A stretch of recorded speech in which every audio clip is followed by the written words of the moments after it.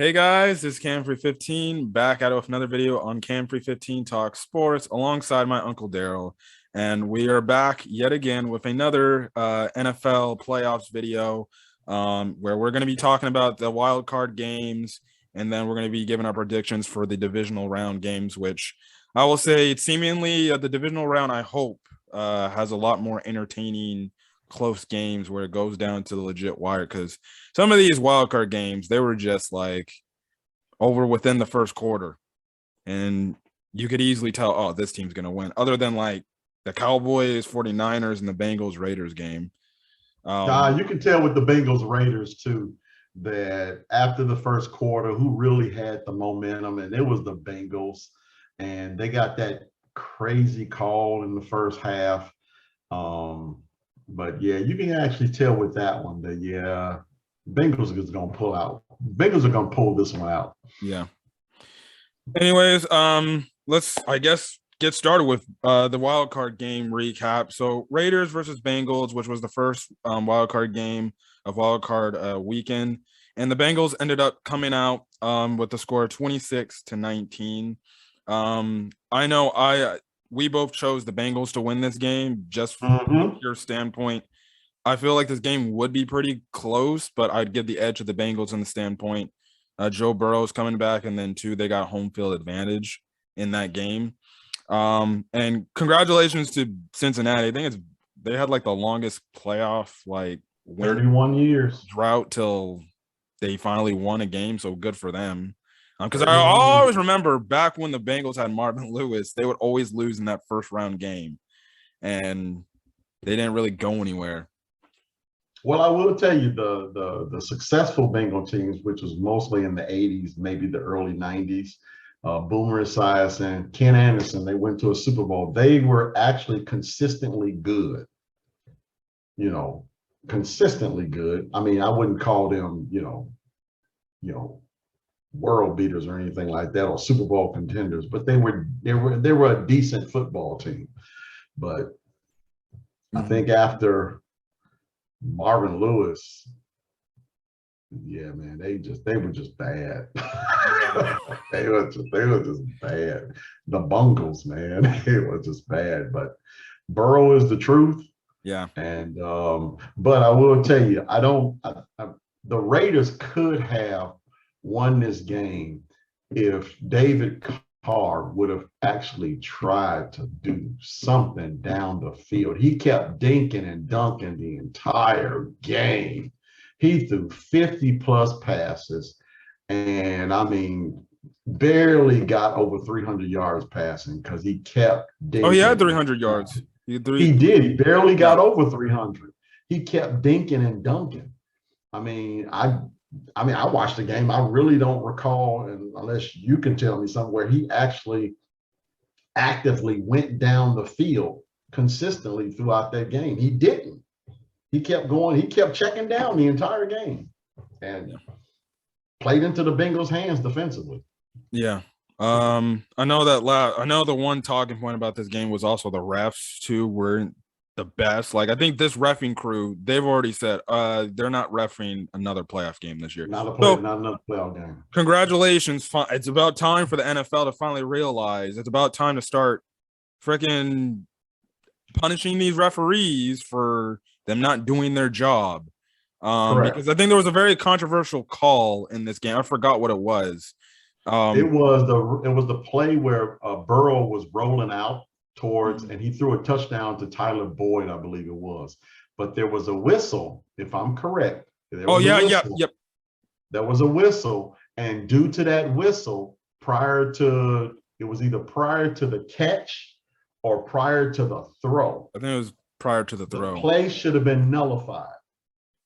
By rule, the play should have been nullified, and it wasn't. The touchdown stood, and it turned out to be the difference in the game because they won by 7 points. So, but the NFL has had a lot of history with these weird calls in playoff games, and this one was no different. But I think now they got kind of ahead of it and told the officials, that you make these calls, you're gonna be bound by the calls you make, good or bad. Mm-hmm. Like, even as Bear fans, we all know earlier in the season against that Monday night against the Steelers, that one ref kind of screwed the Bears, despite how you feel about it. And it wasn't Guess just what? one call in that game. Guess what? That guy, Tony Correnti, he's retiring. Yeah, he was horrible that game. I couldn't understand, and I know we're getting off the subject, and we're talking about the Bears now. We're getting off the subject by talking about a non-playoff team, but throughout the entire year, it seemed like the referees did have it in for them. I don't know if it was because of Nagy or that's the only thing I can assume is that, man, refs just didn't like Nagy. But welcome to the club. Who did? Yeah. Some stat lines. Derek Carr, he had 29 completions for 54 freaking attempts. I didn't even know that. So he threw the ball a lot, but look, if you look at it, I mean, he 29 out of 54, 310 yards. He averaged 10.7, whether that's a completion. It looks like that's per completion, not necessarily per pass. 1 touchdown, 1 interception. And I mean, if you look at the receivers, there wasn't only one receiver had more than 20 yards with 1 pass, and that was Deshaun Jackson. Mm-hmm. John Waller also had a pretty decent game. He just didn't go down the field enough. And you're right, Waller had 1. So he basically only had 2 passes of those 29 completions that went longer than 20 yards. He didn't go down the field enough. And when you don't do that, I mean, they're going to let you dink and dunk, because if they're up and you're wasting clock by dinking and dunking, by all means, go right on the head, because the field gets really shrunk. You know this. The field is shrunk once you're in the red zone. Yep. And you can't do that dinking and dunk. The majority of you can't really dink and dunk once the field is shrunk to a point, whereas the field is, there's no room. And the Raiders really stumped once they was in the red zone. Yeah. I did know it was mostly a field goal game, and then Cincinnati started scoring touchdowns. Raiders, still to their credit, they hung in there, and it came down to the last drive where they could have literally tied the game, I believe. Or if they were willing to just say, screw the tie, we'll just go out there and try to win. Let's try to go down the field, move the ball, push the ball, stress the defense to make some type of a decision for safeties to back up. Wouldn't do it, man. He kept trying Waller underneath. He kept trying, who was it? It was Zay Jones, I think it was. Zay Jones. I think Zay Jones had a pretty big catch. Yeah, he did. But they kept going. And Hunter Renfrow. Yeah. I mean, my goodness gracious. Yeah. I mean, but I will tell you, though, the loss of Henry Ruggs hurt this offense a lot, because there was really no one to stretch this defense. As good as Deshaun Jackson was, he wasn't Henry Ruggs good, and couldn't stretch the defense. So they paid for it. Yeah. And I think it was on the last fourth down.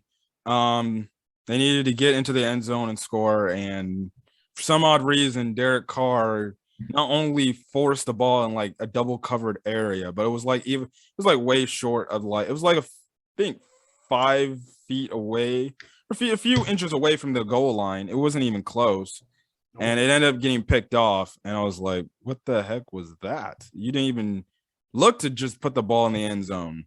Nope. At least, and he was stuck on dinking and dunking, and because of that ended up with the Raiders losing the game. It was still a good game, regardless of the fact. It was a good game. Could have been better if the Raiders had just, been a little bit more aggressive down the field. In terms of the Bengals offense, I thought they were just efficient on all types of things. Jamar Chase again had another over 100 receiving yard game. That dude, I swear, the Titans defense might need to do something, but it's pretty hard when you got Jamar Chase and then T. Higgins, and then the other receivers, and then Joe Mix. It's complex. It's such a complex.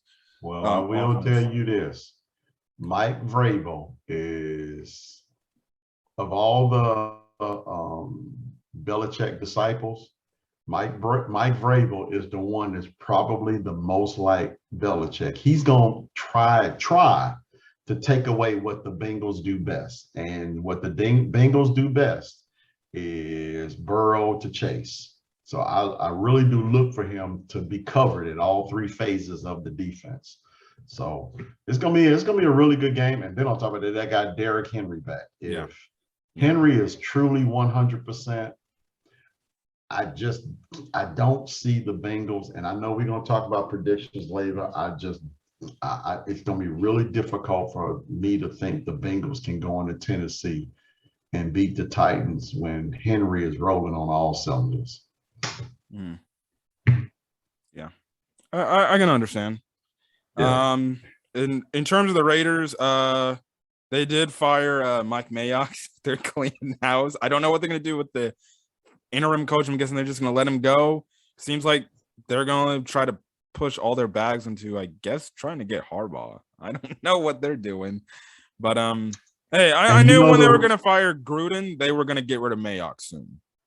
Yeah, because Mayock was Gruden's boy, man. I mean, they hired Gruden as the head coach and what was it, GM or something like that? Essentially, yeah. The coach. And then they hired Mayock as vice president of player operations or GM or whatever. He was the GM of the team without being the GM of the team. Well, but he was still a Gruden hire because they hired Gruden first, and then Gruden used his cachet to bring in Mayock. So, but they both gone now. So, I think because you also got so many teams now without a GM, everyone wants to be that team to make that splash higher, the Chicago Bears included. So we will see who is first to grab a quality GM. Yeah, we will see. Anyways, we hope it's the Bears. Yep, hopefully. Anyways, moving on. The next game on Saturday was the Patriots-Bills game. Now, from the last week, I said that the Bills should at least win comfortably by at least 2 scores. I thought you called 3. I thought you called 3. Yeah. I thought you said something like 30-something to 10. I believe you said. I think I said 17-28. Something like that. You did? I don't remember if it's complete accurate, but I thought. Well, I know I bombed the pick by saying 13-10. Yeah. But in my defense, I did say that if the Bills are going to win this game, it's going to be a blowout. Yeah. And that's what it was. Bills got the ball first in very bone-chilling weather. I think they showed Ryan Fitzpatrick. He was there at the game, so that's cool to see that he still supports the team, even though he plays for another team. He was there shirtless. Yeah, I saw that. If that doesn't tell the Bills after he's retired, you might probably want to maybe potentially hire this guy as maybe a QB coach or something like that. I think they did say that, the Bills Mafia, as they call their fans, that they said they are probably one of the better fan bases in the NFL. Yeah. So, and they've done some good things as fans, especially when it relates to losing teams. They'll, donate money to the losing team's charity or something like that. I think that's what they did with the Ravens last year when they beat them. Mm-hmm. Did the Ravens beat them? Can't remember, but I want to say the Bills beat the Ravens, and then the Bills fans donated money, and it might have been to Lamar Jackson's favorite charity. Mm-hmm. I thought that was pretty cool. Yeah, but going on, the Bills get the ball first. They go right down the field and they score, and it's like, okay, well, let's see what the Patriots can do. And well, the Patriots, they were in 3rd-and-long situations on that first drive, but Mac Jones manages to get almost into the red zone, but then he lofts it up, gets picked. The Bills go right down the field, already 14-0. Yeah. And I'm like, this isn't getting good. Then the Bills stop the Patriots again. And I'm like, And then the Bills go down the field, score again. And I'm like, this game's almost dang near over, and it's only still the first quarter. Yep. And after that, I think you could say the Patriots were just shook with just insanity, and it just all fell apart because the Bills just consistently just scored on them. Yeah. And they just made sure to and it was similar. It was similar because you can tell the Bills did a lot of things similar things to their last game. Because that first game, everyone knows that first game, Mac Jones threw 3 passes, completed 2, and they wound up winning.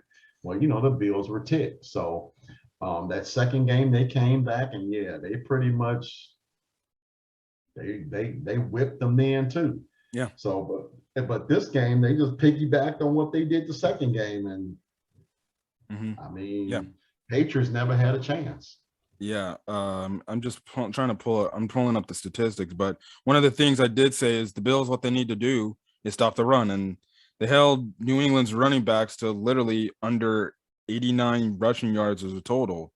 Harris had 30 for 9 carries. Stevenson 27 for 8 carries.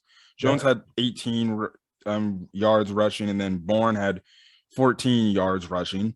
89 total rushing yards for the entire game for the Patriots. And you can't win a playoff game when obviously you can't run the ball. And by comparison, I mean, Buffalo ran for 174 yards. Yeah, I know in the prediction video last week, I said, I understand Mac Jones, he was the best rookie out of the entire class, but you can understand. I definitely could see it to where the last couple of games, he hasn't been playing as well as he did earlier to start the season. And 2, he's still a rookie quarterback in his first playoff series. You would probably want a rookie quarterback to try to put it in his hands and see if he can just beat you with his own arm. And the Bills tried to turn Mac Jones into a player that he tried to beat him, but it didn't work.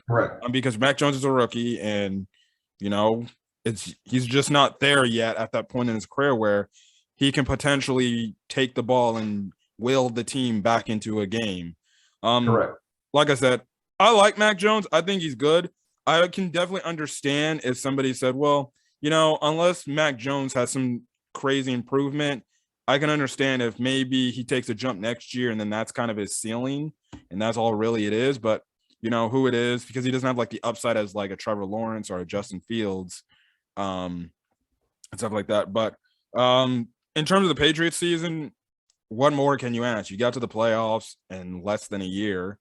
With a rookie quarterback. Yeah. However, I will tell you, as far as this game is concerned, I mean, and because you played football, you turn the football over, the likelihood of you winning the game, pretty much decreases unless you can force turnovers. Patriots couldn't force any turnovers. The Patriots turned the ball over twice. Mac Jones, it was due to Mac Jones's, he threw 2 interceptions, and those were the Patriots' two turnovers, and Buffalo made him pay for it. So, I mean, kudos to the Patriots, though. You made it to the playoffs with a rookie quarterback. I mean, that still is an accomplishment in itself, and they got something to build on for the next football year as well too. But they got to get that kid some weapons, because you're right, he is not of the ilk of Trevor Lawrence, Justin Fields. They got to get him some weapons, and I'm pretty sure Belichick knows that. So it's gonna be interesting watching what they do to give more to the team next year. Yeah, as for my buddy Matt, who currently has not been talking to me since that game's happened, because he knows I'm probably going to talk. Hi, Matt. I'm probably going to talk crap on him, and I already told his cousin yesterday. Like, it doesn't matter. The next phone call, I'm just going to see. I told you guys would be a first round exit. So you tell Matt he needs to get on these videos just so he can holler at me, man, because it's really good videos when we're all together. But if he's just gonna be like, well, you know what, the Patriots lost, and no, man, come on, man. The Patriots made the playoffs. Our Bears didn't. Just take the win, man. Take the win. Although your NBA card has been revoked. Revoked. Sorry. As for the Bills, to talk about what they did, they were just efficient on all sides of the ball on offense and even defense too. You know, Josh Allen, he had 5 TDs and he didn't really have to do much. He only had like 4 incompletions. Knox, he caught 1 pass that was insane. And then, the Bills offense was just good, which I hope for the Bears case, they saw that and they're like, maybe they actually go look to hire Brian Dibble. But Yeah. the way their offense was clicking and their defense was, going around the field making hits, it's going to be a pretty tough challenge, and we'll get into it in the predictions for Bills Chiefs. But listen to this. I'm just going to talk about a dichotomy of 2 quarterbacks real quick before we move on. Derek Carr, Josh Allen. Josh Allen threw 25 passes. He completed 21 of those passes. He threw for 308 yards. Derek Carr threw the ball 54 times, completed 29, barely got over 300 yards with 310. 1 interception, 2 touchdowns. Josh Allen threw 5 TDs, and what was that? 1, 2, 3, 4, 5. 6 passes to 6 different receivers for more than 20 yards. I'm like, come on, man. Josh Allen is a stud. And he may lose. Well, actually, I think he will lose Brian Dable. I think he will. I think whether they can continue this, I think this is their year to win the Super Bowl. If they don't win the Super Bowl next year, trying to get because they're going to lose their assistant GM. They're going to lose Brian Dable, and so Buffalo's clock is ticking. They got to do something right now because their next OC, we don't know who that is, but it won't be Brian Dable next year. So I think they got to win that Super Bowl this year. Yeah. Anyways, moving on to the next game. The next games, which were on Sunday, we had the first matchup early in the morning. The Philadelphia Eagles take on the Tampa Bay Buccaneers. We were both correct in our thing that it would just be a blowout. And the moment you could see the first Eagles offensive possession, you could tell this game was going to be a long day for the Eagles because the Eagles just weren't efficient enough. And just looking at it, I don't watch the Eagles at all. I never did. And even if I did catch a little glimpse, I would just see them getting blown up by the Cowboys. We said it then too. The Eagles, they can run the football. They can't throw the football. And watch the Buccaneers stop them from running the football, put them in passing situations just so they can, botch it all up. And that's exactly what the Eagles did. Yeah. Some people are going to say, well, was Jalen Hurts' first playoff? Jalen Hurts did not impress me at all. He was. We knew when he was at Alabama, he couldn't throw the football. At Alabama, he couldn't throw the football. So he went to Oklahoma to try to fool people into thinking he could throw the football. So now he is at the pro level, and it's the same stuff. He can't throw the football. Heck, like, they didn't even, don't think they even targeted freaking Devontae Smith till late in the second quarter, and then when they finally did go there, Jalen Hurts ended up getting picked off. Another guy that sucked on offense for the Eagles that I've seen a lot of Eagle fans were like, why the hell did we take this guy? And that's Jalen Reagor. Oh my goodness gracious. That guy probably had the worst game in his career from what I saw. And Eagle fans are probably just like, why did we not draft Justin Jefferson? So, I will say to the credit, the Eagles defense, for a majority part of that game, they did the best they could do to keep them in the game. If they just had some semblance of an offense, game may have actually been a lot more closer than the score indicated. Because there was a part in that time, Tampa Bay's offense wasn't doing much of anything. It was like 17-0 for a majority part of that game. That's correct. I think they scored on that first drive. And the Eagles did kind of settle down a little bit, but the problem was they couldn't score. Eagles couldn't score. They're giving the ball back to Tampa Bay. Tampa Bay goes ahead and scores. Eagles get the ball again. They can't score. Tampa Bay gets the ball back. And I think at some point, what was it?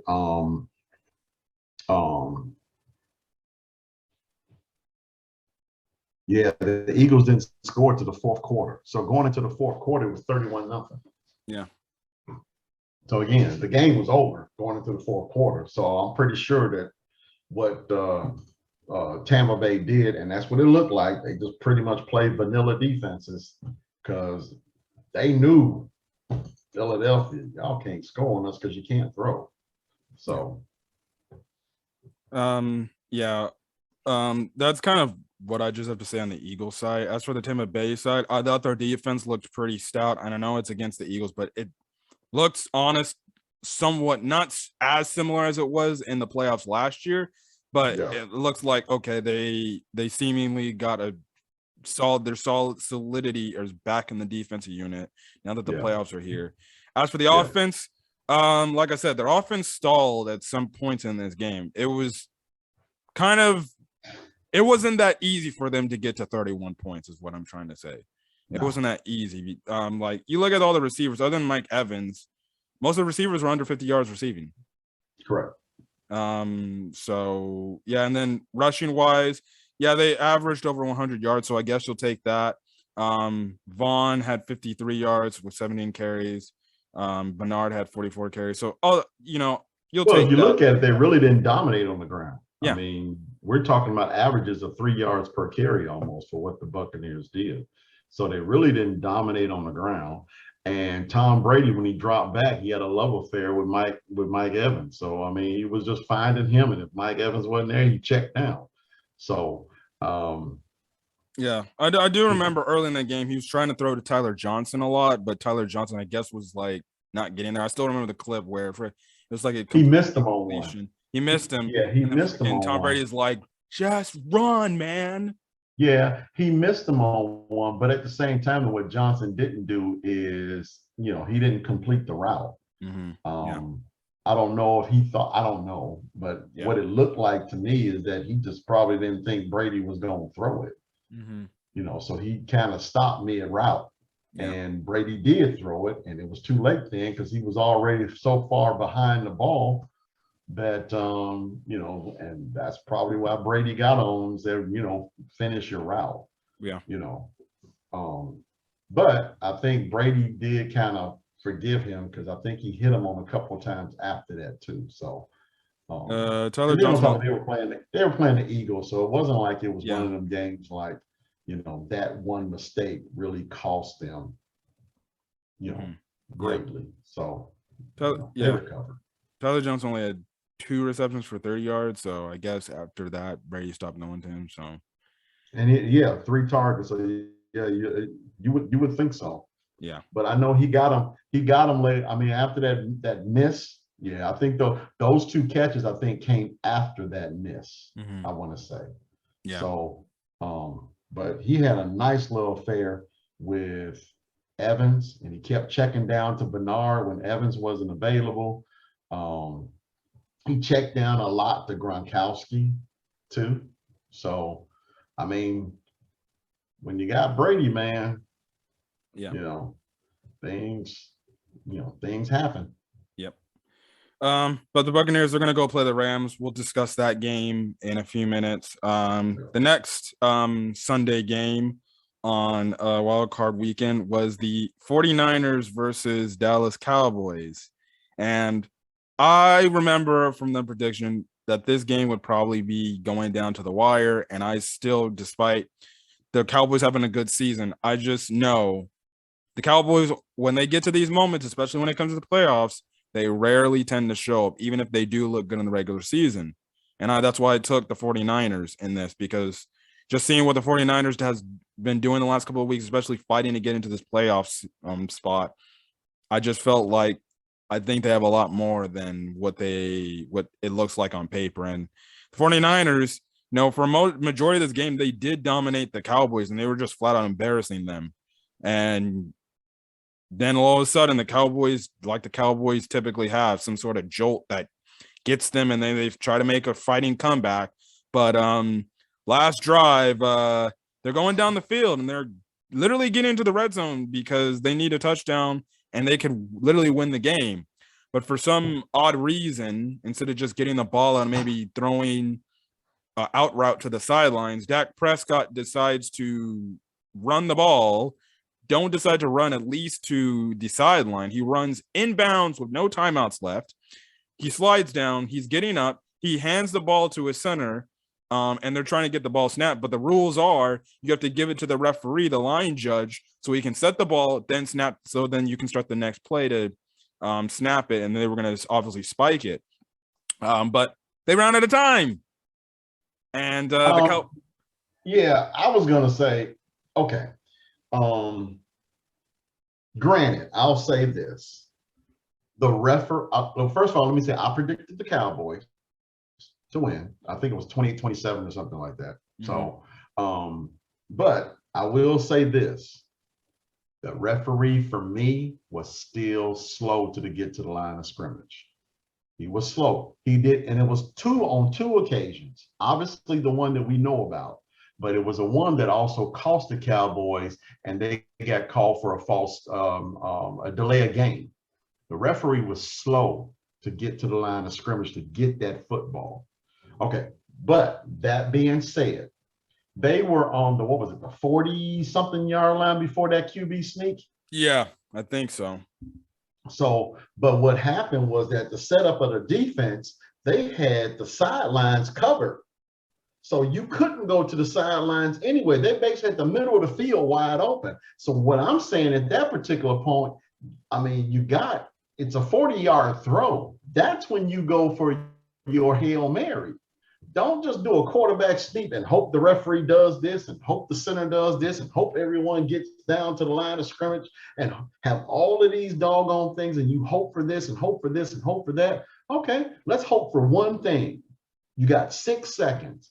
Line up in Hail Mary. Line up. If you're going to put 4 guys over here on the sidelines, you got 3 guys at the line of scrimmage. That's 7 players, meaning you got 4 in coverage.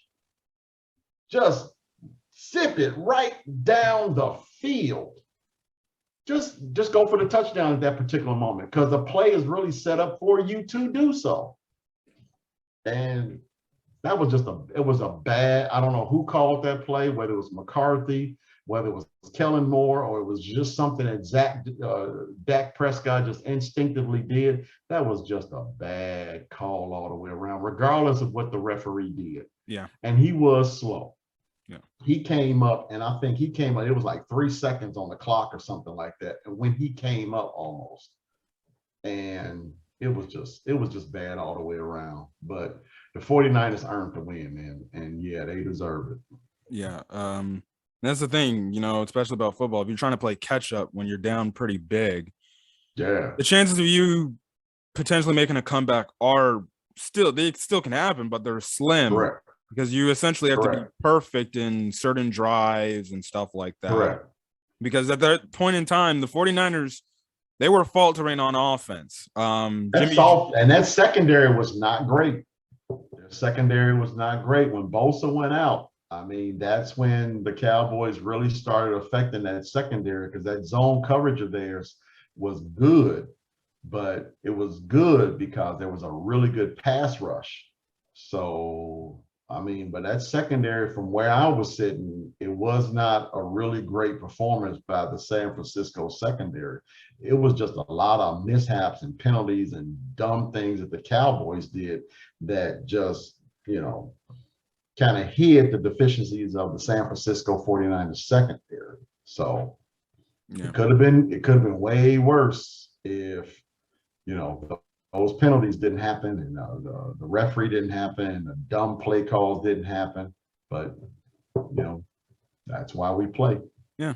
In terms of the injuries, this is when I'll speak more about when we get to the predictions, but I see what the NFL's doing to try to have Aaron Rodgers do something because obviously we just have to have the 49ers have their 2 of their best players on defense just maybe potentially not play or hobble in when you could have just put the game on a Sunday instead of just putting the game on a Saturday. But hey, we'll get to that soon. But the Jimmy Garoppolo, just looking at stats, he had a Jimmy Garoppolo game.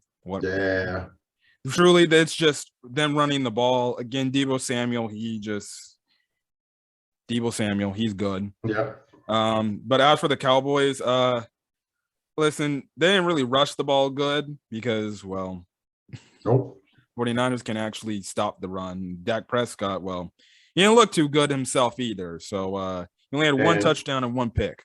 And it was Ezekiel Elliott who actually said that he was playing on a partially torn ACL. Okay. Yeah, you know what? That wasn't the reason why y'all couldn't run the football. Y'all couldn't run the football because you didn't try to run the football. I mean, what was that? 16, 20, 21 attempts at running the football, and you had 12 of them. Prescott had 4 of them. I mean, come on, man. Y'all they were one-dimensional for basically the entire game. Yeah. And the lead of San Francisco was not that drastic to just drop back 5 wide throughout the entire game. Like at some point, at a point in the game, it was only just 16-7. Exactly. And I mean, they were panicky because of how the 49ers was doing them. But I mean, it wasn't that big of a deal from what I thought. I mean, I thought you were in range. They just, yeah. It's the Cowboys. What can I tell you? It's the Cowboys. Cowboys. It's the Cowboys. It's the Cowboys. Just when you think they got something, you realize at that particular moment, and I did, they the Cowboys. Yeah. Enough said. Until I see them actually like win a Super Bowl in the modern era of football, I'm not gonna have any belief in the Cowboys when it comes to playoffs. Man, I usually don't. And I argued down a coworker of mine who's a big Cowboy fan, and I actually did tell him, I said, I think this year the Cowboys are gonna win this game. I never said anything about Super Bowl because I never thought they were that kind of squad. But I thought they had a good enough team to beat the 49ers. Yeah. And obviously, they the Cowboys. What can I tell you? Yep, that's kind of it. Apparently they're going to keep Mike McCarthy. I think that's a mistake. You might as well just fire Mike McCarthy and promote Kellen Moore. It depends on who. To me, it depends on who called that QB sneak. Yeah. But regardless of whoever the coach is, one thing is painfully clear.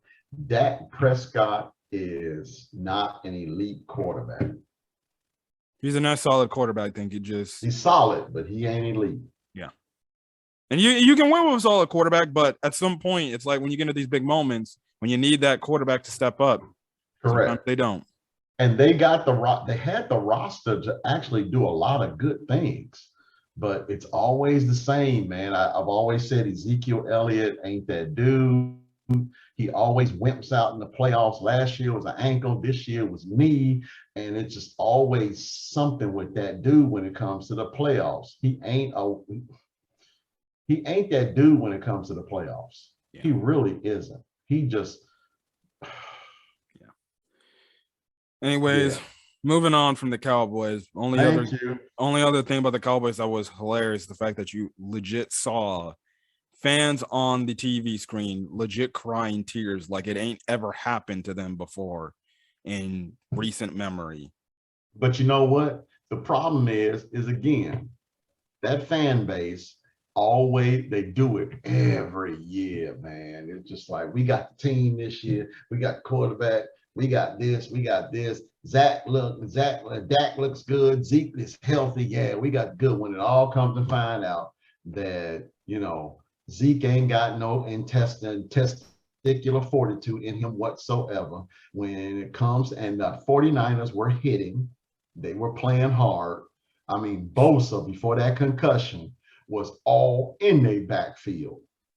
So just no testicular fortitude from where I sat. And again, as Bear fans, I'm already used to this mediocre crap, so the Bears suck and they do something like that, I'm not shocked. The only time I was almost brought to tears when it came to the Bears was Cody Parkey double doinking that kick. Oh, that was horrible. Yeah, that was bad. So, yeah. But I will tell you about this in relation to fan bases and how they feel about their team. At least from the Bears fans that I know, we are realistic about our team. We are. We know we're not going to start the season every darn year talking about the great things that we're going to do as a football team and then simply say, well, you know what, you got to have faith in your team that they're going to do this and do that. No, I mean, the only faith I have is in God and my family. That's it. Okay.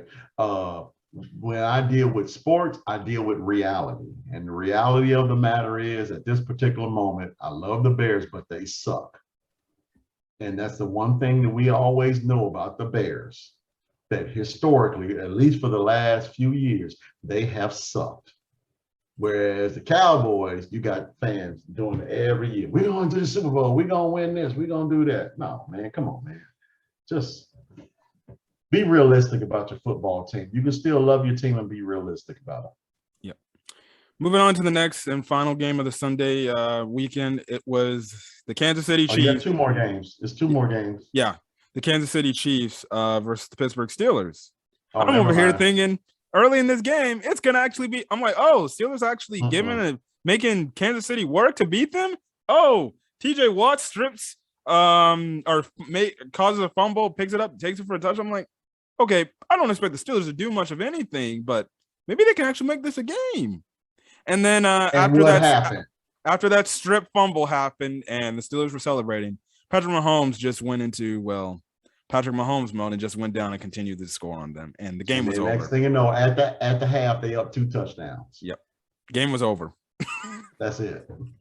I don't even need to talk about the second half. Now, I do think we both said that it was going to – I said blowout. I said a blowout too. Yeah, we both said blowout. So what happened, the final score did not shock me not one bit. I'm shocked the Steelers got 21 because I think I said something like 35-15 or 16 or maybe 35-13 or something like that. But there was no way they were going to go into Kansas City with beaten, broken down Ben Roethlisberger and beat that high-powered offense. Ain't no way. No. I literally stopped watching the game the moment halftime started. That's when I kind of just – sometimes I went downstairs and just like, oh, okay. And then I just went back upstairs and did what I had to go do. Other than that, it was blowout. This should be Big Ben Roethlisberger's last game. Just retire. He had a great career. He hasn't announced that, though, has he? He hasn't announced it yet. There's been no words. Right now, Mike Tomlin said the implications are, I guess in this exit press conference, that they're preparing for the case that, Big Ben retires.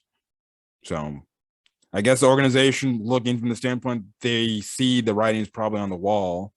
Now, listen, I don't know how the hell you're going to roll into the season with freaking Mason Rudolph. I think the Steelers have to make a trade in the offseason for, say, a Russell Wilson or Aaron Rodgers, or I'm trying to think of any other potential free agent quarterbacks that could be on the move. Don't know. None of that level. I can assure you, there's nobody at that level. I guess unless you want to add Jimmy G to that list. I don't know. Yeah, that's true. That's true. But the Steelers has got a really good defense. They got solid pieces on offense. They just need a quarterback. Crazy about that wide receiver core. They got a bunch of number 2s, not a number 1. So I would like to see them try to, elevate somebody in that wide receiver core, to like number 1 status. Chase Claypool could do it if he became more team oriented. And Najee Harris is the beast. Yeah. So I will, but yeah, man, it's obvious. The number 1 thing that the quarterback, the Steelers are going to need is a quarterback, whether Roethlisberger retires or not. Yeah. I don't think we need to really talk more about this game because what else is just, look, Kansas City did what Kansas City did. Mahomes threw over 400 yards. It was efficient. That's it. If you know, you know. Yeah. Jerry McKinnon, he actually had a pretty dang good game this game too. He was utterly carving up the Steelers defense. Yeah. So yeah, but let's get on to the last game of Wildcard weekend, and that is the fact that I was shocked that this was a blowout. But I did choose the Rams in this mostly because I gave them home field advantage. I mean that defense, but they shocked me in the standpoint. They just made Arizona completely inept. Yeah. Kyler Murray from the start of the game too. Kyler Murray had his worst game I've probably Yeah. ever seen him in his quarterback career. That even goes back to Oklahoma. Yeah. Dude was shook. Like if you're literally almost about to take a safety and then you just chuck the ball up and it just gets picked, you're shook. And that's what happened to Kyler Murray. He was shook. But you know what? What happened to Kyler Murray happened to him weeks ago when DeAndre Hopkins could no longer play. Yep. And after that, I mean, when your number one guy goes down, and then that hurt. Yeah. And you're playing with a bunch of, again, because this is the Michael Irvin thing, they're a bunch of number twos and they ain't a number one. And the only number one guy they would have that is decent enough was AJ Green, but he's like past his AJ Green. He's not a number one anymore. Christian Kirk is good. Zach Ertz is good, but once Hopkins went down, man, you would expect someone to actually accept that number one role and step up, but it just didn't happen. But it was a buzzsaw from the beginning. It was all Rams all day. Yeah. What was it? 21-0 at the half. Yeah, pretty much. Yeah. I thought the Arizona Cardinals defense would have at least did a better effort, but whatever the Rams did, they were freely to do. Like not Shoney Michelle, pulling up Cam Akers. He came back off his Achilles injury. Let me just say this: if that dude's running the ball like that, like he did in this game, Rams, Buccaneers are in trouble. I might actually have to give you a chance that they could go all the way this year. Buccaneers are in trouble. Yeah. Stafford, he was good Stafford for the Rams. That's the thing they need to hope for every week because I still say he's the X factor. He's the guy that needs to be the dude that takes them over the top because that's why they brought him here. I was about to say, now to me, this game is the perfect game for me to boast. Again, the three things that win in football: run the ball, stop the run, quarterback don't make any mistakes. They carried it was over almost 40 carries on the ground. 38 carries for 100 carries on the ground. They only threw the ball 17 times. Matt Stafford, no interceptions. He only missed through on 4 passes through 2 touchdowns. And the defense played lights out. That right there in itself tells me that's winning football. And the proof was in the pudding, 34-11. Yeah. And the Buccaneers are in trouble. I can completely understand from that statement. Yeah. As for the Cardinals, listen, this is like the second year where they had like a late season collapse because let's be honest, when they were 7-0, they should have won this division, even if they had a few losses across the way. But the problem was they lost games that they should have won, and then they lost like a butt ton of those games at home. They were like one of the worst home teams in the league. They could never win at home, but on the road, they were like world beaters. Yeah. To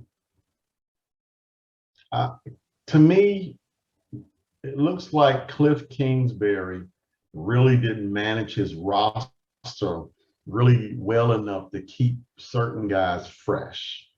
DeAndre Hopkins, J.J. Watt. To me, those are guys that you need to manage their snaps to keep them fresh. And I just don't think he did that. Now, granted, they got hurt, especially DeAndre Hopkins. Hopkins got hurt early in the season. But, I think he was all. It just seemed like to me that they just mismanaged the roster to the point whereas, you know, guys just was not physically ready to play when they needed them to play. So they didn't look like, and even Murray got hurt this year too, again, you know, so it's going to be interesting, but losses like this can make you better for the next year. So it's going to be interesting how, you know, they try to recover from, this is a bad loss. How do they try to recover from it? I want to be shocked if going to next year, Cliff Kingsbury might be in the hot seat. Yeah. Yeah, he really hasn't done anything that's been impressive. Like, even if you look at this year, he had his team in a position to secure the division for good. And heck, even back in the regular season, they had to beat the Rams at home to essentially win the division. Yep. And guess what? Who knows? Maybe this game is still played, but it's in Arizona again. Correct. So you got to look at it because I think the Cardinals finished the season 4-7. It's kind of been a indictment on the head coach because why you start the season off 7-0 and then. But at the same time, just like I said before, you say they finished their last 11 4-7. If I'm correct, they lost J.J. Watt week 8. Yeah, they lost DeAndre Hopkins. He came back, but he wasn't himself. And I want to say week 7. So I mean, again, they had those 2 major injuries, and then they lost Kyler Murray. What was it? Maybe week 10. You know, so they had 3 major players that they lost, and they just really couldn't recover from it. Yeah. We'll see what the Cardinals do in the future. Yep. I think the rule of thumb is keep the guys fresh and you'll be fine. You know, but you got to keep those guys fresh. There shouldn't have been one quarterback to play 17 games anyway. So there should be some games in which, I think this week we should rest a player or 2. Anyways, especially when you're up 7-0. Yeah. What I'm saying, what I want to say, when your record is 7-0 and you're rolling the way you are, let's start resting guys, man. Let's start, managing snaps, Yeah. Well, we'll see what happens on, but that's it for our wild card recap and stuff like that. So we're gonna move on to the divisional round predictions. So one of the first matchups on Saturday, January 22nd, is the Bengals versus the Titans. That's gonna be played in Tennessee. Obviously the Titans, now that they're getting Derrick Henry back, I don't know how healthy he is though. Because he's coming off, what injury did he have? He broke a foot. Yeah. Now, I don't know what kind of break it was, whether it was, obviously it wasn't a Jones fracture, but he broke a foot. So he did something to his foot, and I think he did have some type of surgery. So, but yeah, they say he 100%. I guess we'll see as the game goes on, like how he plays and stuff like that. Okay. I think if Derrick Henry is old school Derrick Henry, I don't think the Bengals have a chance. And if Tannehill is just, when he gets chances to have the ball in his hands and throws the ball, as long as he's not turning the ball over, which I think he's been decent this year, the Titans should win pretty handily. I want it probably by maybe like 2 scores.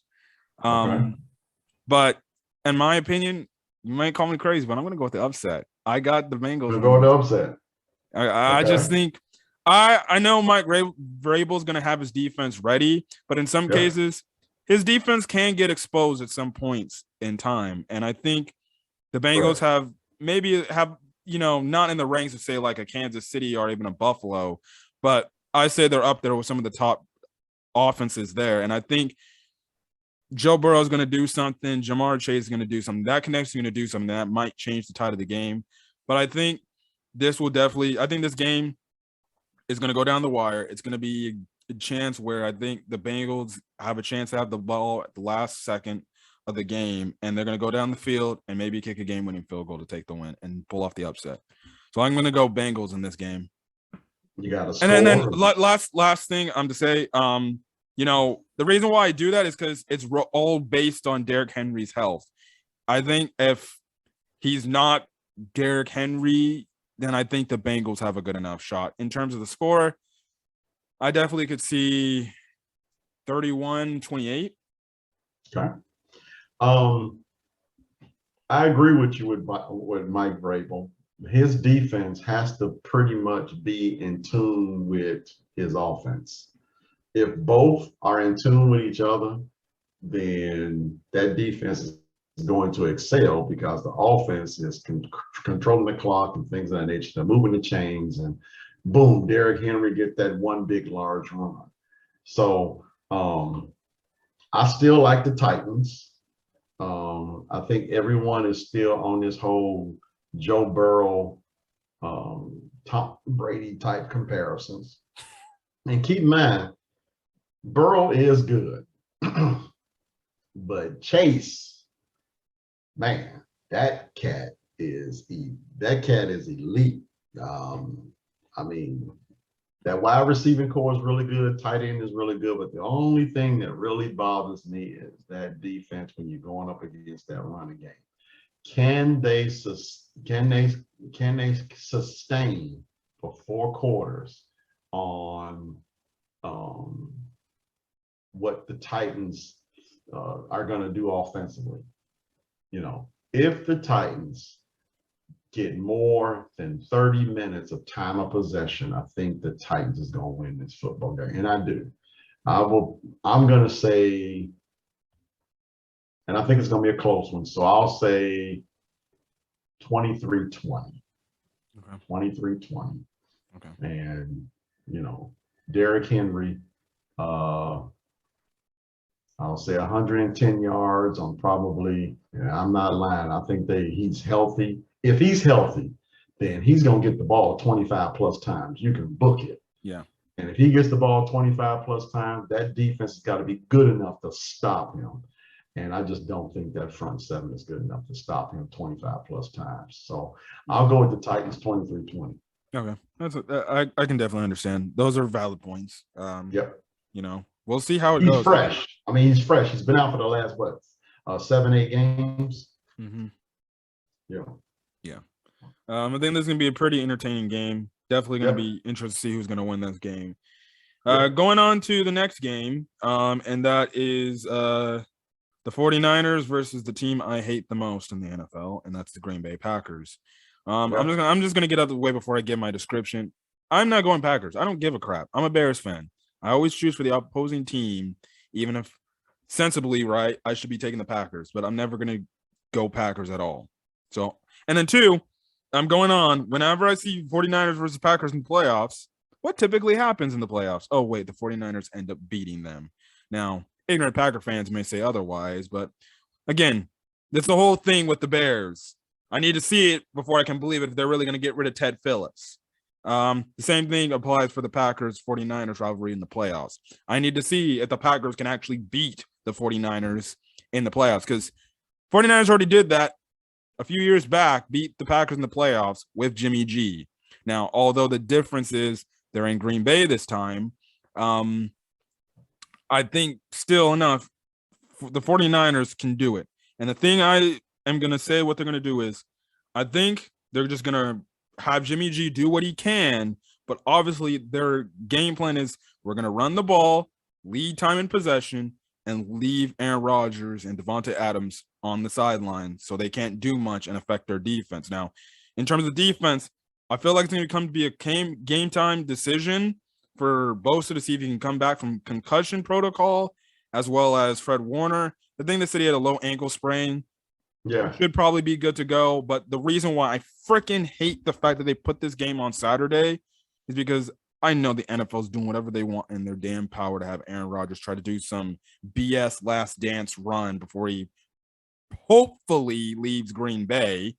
Yeah. And I just feel like they just did this because they want to give the advantage to Green Bay in some sort of way, instead of putting the freaking Tampa Bay LA game on Saturday and giving us Green Bay versus 49ers. But I see why LA versus Tampa Bay seems more enticing on a Sunday night than Green Bay, San Francisco, but whatever. I think if the 49ers can do this, they can get stops when they need to get stops. They can run the football with whoever they got at running back, whether it's Deebo Samuel or anybody else in their backfield. Jimmy Garoppolo, this got to be huge. He had a crucial turnover in the last playoff game they had. If he just doesn't turn the ball over and he just plays an efficient game, I believe 49ers can pull off the upset in Green Bay and defeat them. Now, as for Green Bay, listen, they're going to rely on the run. They're going to try to see if the 49ers can beat them with the run, because the thing about the Green Bay Packers is they can run the ball. It's a lot tougher to beat them because then you got Aaron Rodgers doing play action passing. He's already can beat you with his arm just drop back and passing just standardly. But if they get that run game going with A.J. Dillon and Jamal Adams, Packers are a lot tougher team to beat. Again, listen, just do the best they can to cover Devontae Adams. But you already know Devontae Adams is going to be a monster like he always is. And if the Packers just stick to their formula, they get stops, and we already know what they can do on offense. They should win this game by 2 scores, but I'm going to give the 49ers winning by a touchdown. So I'll say 27-21. Okay. My only problem with the 49ers winning this game is that secondary. That I can't count on the Packers making the same mistakes as the Cowboys. I can't. That ain't gonna happen. That is not gonna happen. Aaron Rodgers is a much better quarterback than Dak Prescott. The wide receiver core is more well coached than the Cowboys. You won't see the same mistakes. And I think that secondary of the 49ers has the potential of getting obliterated by the Packers. However, the 49ers will need Joey Bosa. They got to get to Rodgers. They got to stop the run and put Rodgers in passing situations so that front four can get to him. I mean, they don't have one guy that can cover Adams. Hell, I don't even think they got one guy that can cover Lazard. I mean, I don't know if Lazard's playing this game. He's not playing. I don't know if he's playing this game, but from what I heard, let me check the injury report. Yeah. Oh no, the people on the injury report are for the Packers are Randall Cobb. I don't know if he's they saying he's on injured reserve. I don't know if he's going to take him out. Marquise Valdez. Scantling is doubtful. Bakhtiari is questionable, and Jair Alexander is questionable. Well, questionable means they're playing. Most times questionable is they're playing. Yeah. But, I mean, the 49ers secondary was not good against the Cowboys. Luckily, the Cowboys was just they were the Cowboys, and, you know, mistakes were made, whereas it really hid what the 49ers couldn't or didn't do. So I just don't think that's going to be an issue when it comes to the Packers. I mean, I hate Aaron Rodgers too. I hate the Packers too, but, you know, Rodgers is good. He is. I can't stand him. I mean, I think in the end, I think he's a punk. You know, but you can't really, you can't deny the guy's skill. The guy is good. So I just don't think that, you know, that secondary is going to be a problem for me. However, if Bosa plays, then he can, that pass rush can do a lot of things to limit what the secondary, to keep the secondary's mistakes at a minimum. And yeah, they got to run the football with Eli Mitchell, and they got to run the football with Deebo Samuel. I mean, they got to continue that. So the 49ers are capable of going into Green Bay and winning. Mm-hmm. You know, so, but I'm with you. All that being said, I am not going to pick the Packers to win this game because I can't stand the Packers and I hate Aaron Rodgers even more. So I'll say something like 28-23. Yeah. And these two teams did play earlier in week 3 back in San Francisco. Now, earlier in that game, it looked like it was going to be a blowout, but the 49ers came roaring back. The only reason why the Packers came out of that game and won just barely because of Mason Crosby field goal, because Aaron Rodgers took him down the field to kick the game-winning field goal. Yeah. So, and granted, they're going to be in Green Bay, but this is a different 49er team than what you saw against Green Bay. Yep. So, so all we can do is just hope that the 49ers can pull off another one. Yeah. It would give me great pleasure to see Aaron Rodgers at a post-game press conference singing the same tune he's been singing for a good little while now. And then just leaving. Yeah. So I would love that. But so hopefully the 49ers, they can, strong arm another victory. Yeah, we'll see. We'll see. Come on, 49ers, just do it for me. I know that's right. Come on, because the next matchup is on Sunday, and that's going to be the first game of the day. That's going to be the LA Rams versus the Buccaneers in a rematch. But this time, the difference is it's going to be in Tampa Bay this go around. Now, we spoke about the Rams. Obviously, with Cam Akers, we know the defense. They're balling now. It seems like the defense is in a zone, and they're locked in. So I don't think there's nothing else we got to talk about the defense. If Cam Akers can obviously run the ball like he did against the Cardinals, I give the Rams a pretty dang good shot to win this game. But, again, like I said last week, my X factor is okay. Matthew Stafford had a good game. He can easily turn around this week and have a pretty bad game, because that's in Matt Stafford's nature. And this is one of those games if they get past this, which we'll say it again, it's going to be one of those career-defining games where it's like, okay, can you beat the best? Can you go up against Tom Brady and take him out like you did in the regular season? I think this week for Tampa Bay, I think their defense will still be stout as is. Obviously, the difference is Odell Beckham Jr. wasn't in that first matchup, I believe. I think he wasn't. I don't remember. But I think the Tampa Bay Buccaneers defense will still be just stout, and what they replicating the performance they did, because I think Todd Bowles will have them ready to play. I think the offense will play slightly better, but the reason why I'm going Tampa Bay over LA here is because just one factor, and we already know who it is: Tom Brady. Don't bet against Brady until it's just like everything else. What I say with my Bears, until I see somebody knocking Tom Brady out of the playoffs, I need to see it to believe it. I don't believe the Rams are going to do this. And I'm in a Clippers group chat who some of them are Rams fan. I said, that was a great win by your Rams back in the regular season. But let me just tell you, you get this matchup again in the playoffs, Brady's going to go into this matchup with some sort of personal vendetta, and he's going to take it back on you guys, because the Rams were chipping and chirping in his face all game that afternoon. I think Tom Brady's going to be what Skip Bayless likes to call him, Psycho Tom or whatever. Mm-hmm. And he's going to get back at the Rams for beating him, because I believe that game was a blowout, truly, to be honest. Yeah. So I'm going Buccaneers, because you don't bet against that dude, Tom Brady. I don't care what anybody says. Until I see this guy actually lose in the playoffs, that's when you can stop betting against him. But till this day, I'm not betting against him. I'm going Buccaneers, just because the standpoint, the element of Tom Brady. And he's just going to be, if you think he was focused last week, he's going to be focused this week to get his revenge on the Rams. Because we know Tom Brady, he dang near is just as good as Michael Jordan in terms of taking things personal. Okay.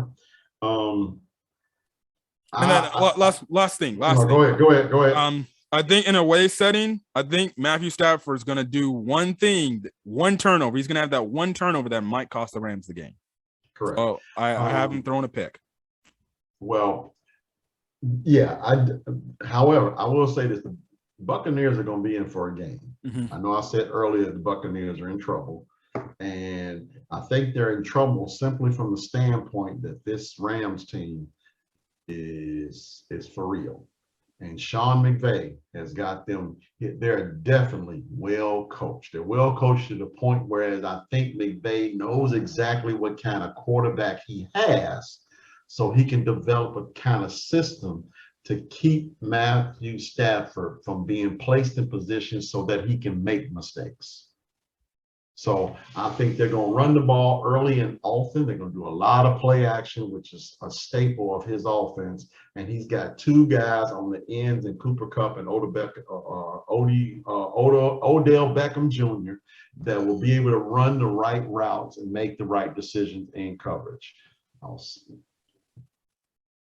say that. That said, the Buccaneers, they have got depleted wide receiving core. They've got an older tight end. They've got a banged up offensive line.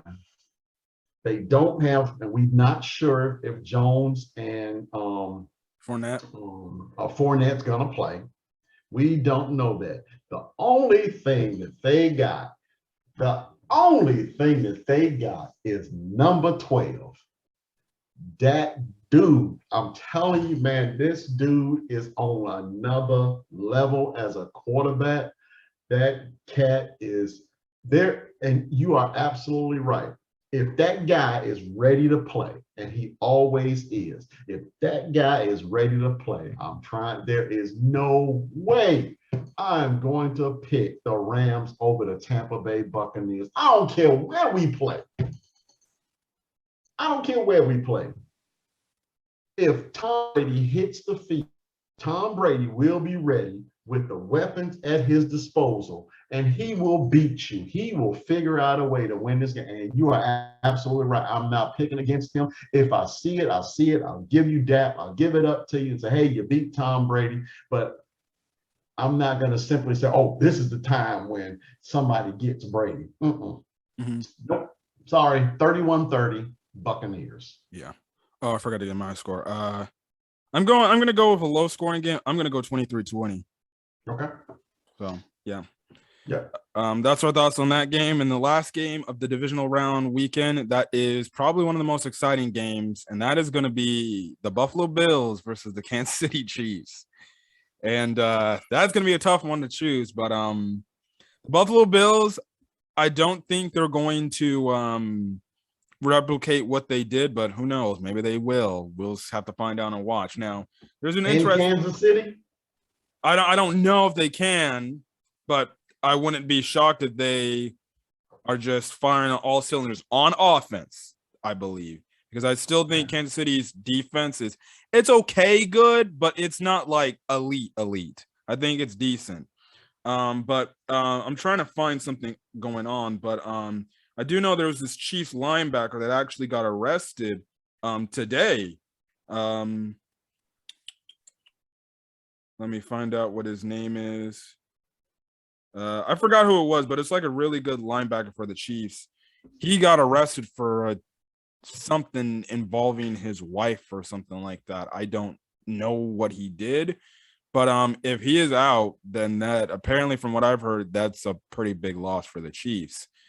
I will say this. I think if the Bills can do a combination of the run of an efficient passing game, I think they have a good chance at beating the Chiefs in Kansas City.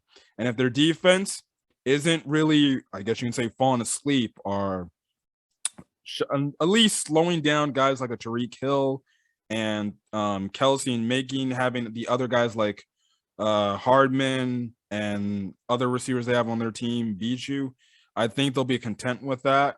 But I think in terms of this game, I'm going to go with Buffalo just slightly, and I'm going to go with them.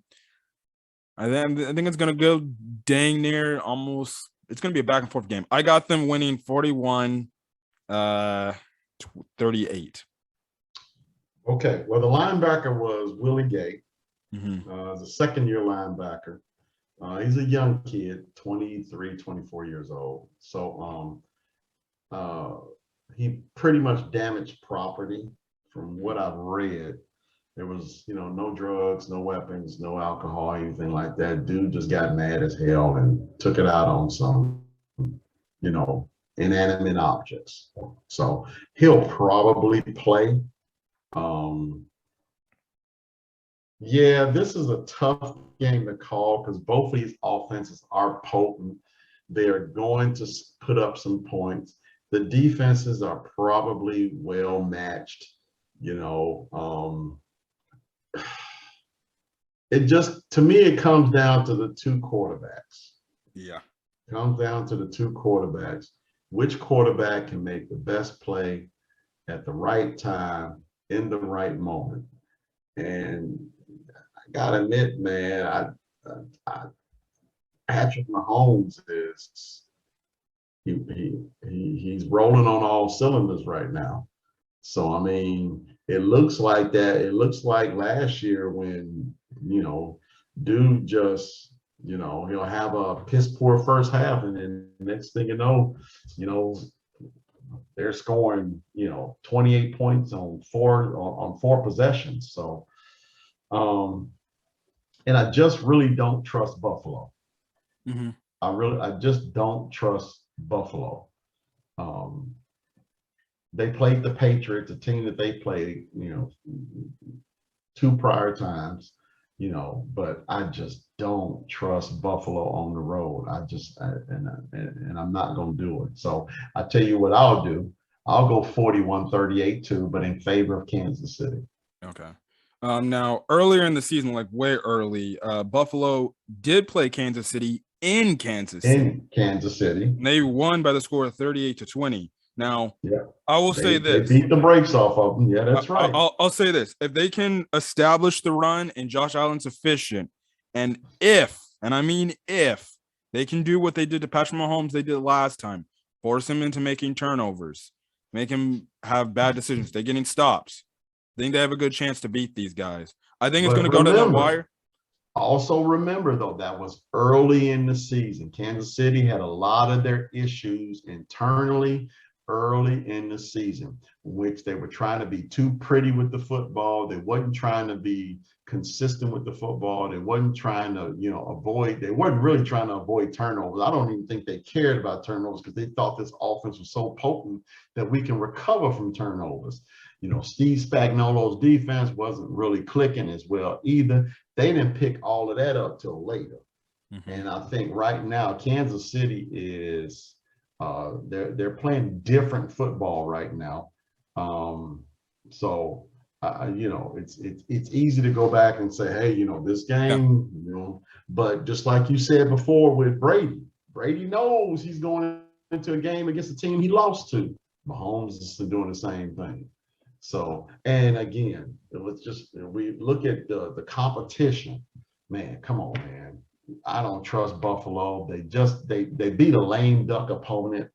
And, granted, Kansas City probably beat one too. I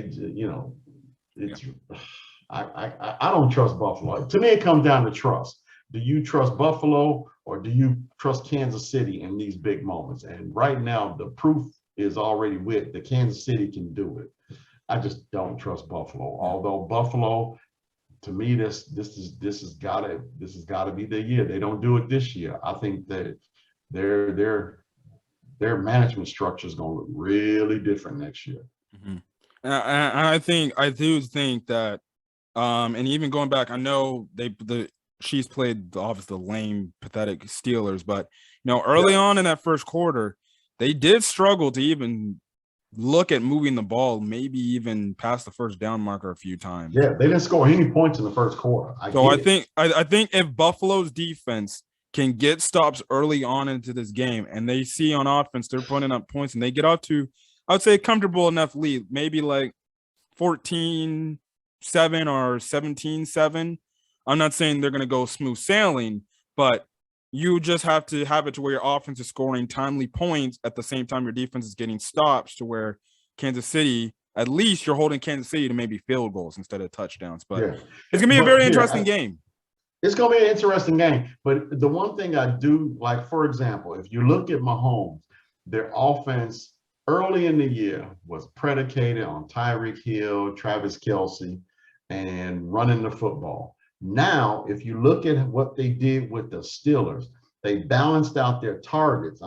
Their targets, like let's just say Kelce's 7 targets, McKinnon 6 targets, Robinson 5 targets, Hill 5 targets, Hardeman 4 targets, Pringle 7 targets, and he caught 2 touchdowns.